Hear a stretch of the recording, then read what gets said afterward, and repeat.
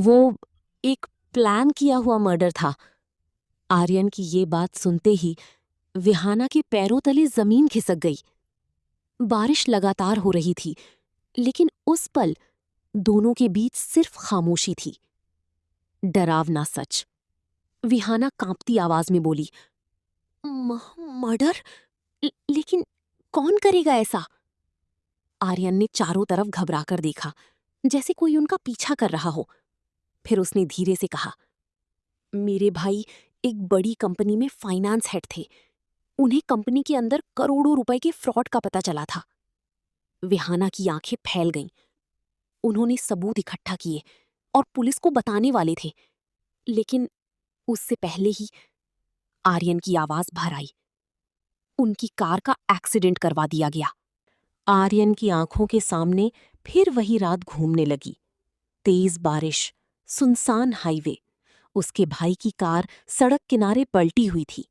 चारों तरफ आग लगी हुई थी। आर्यन भागते हुए वहां पहुंचा।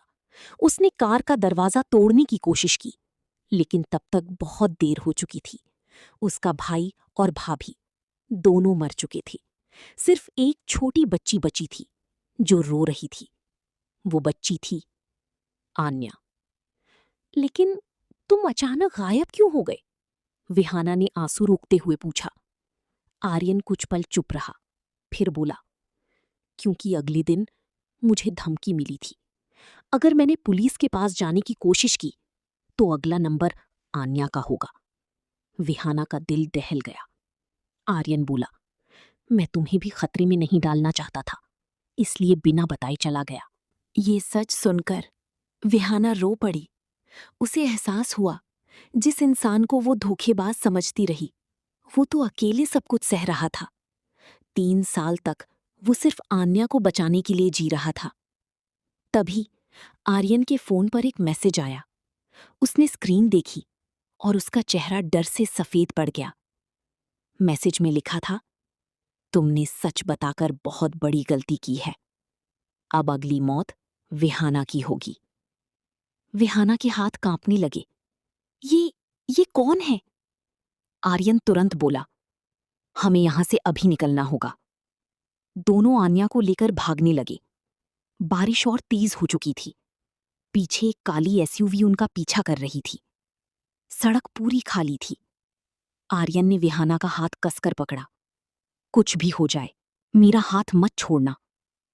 एसयूवी अचानक उनके बिल्कुल पास आ गई और तभी उसमें से एक आदमी बाहर निकला। उसके हाथ में बंदूक थी। विहाना डर से पीछे हट गई, लेकिन जैसे ही उस आदमी के चेहरे पर लाइट पड़ी, आर्यन शॉक्ड रह गया। तुम? विहाना ने हैरानी से पूछा। आर्यन, तुम इसे जानती हो? आर्यन की आंखों में गुस्सा भर गया। उसने धीरे से कहा, ये मेरे भाई का सबसे भरोसेमंद दोस्त था और शायद यही उनके मर्डर के पीछे है।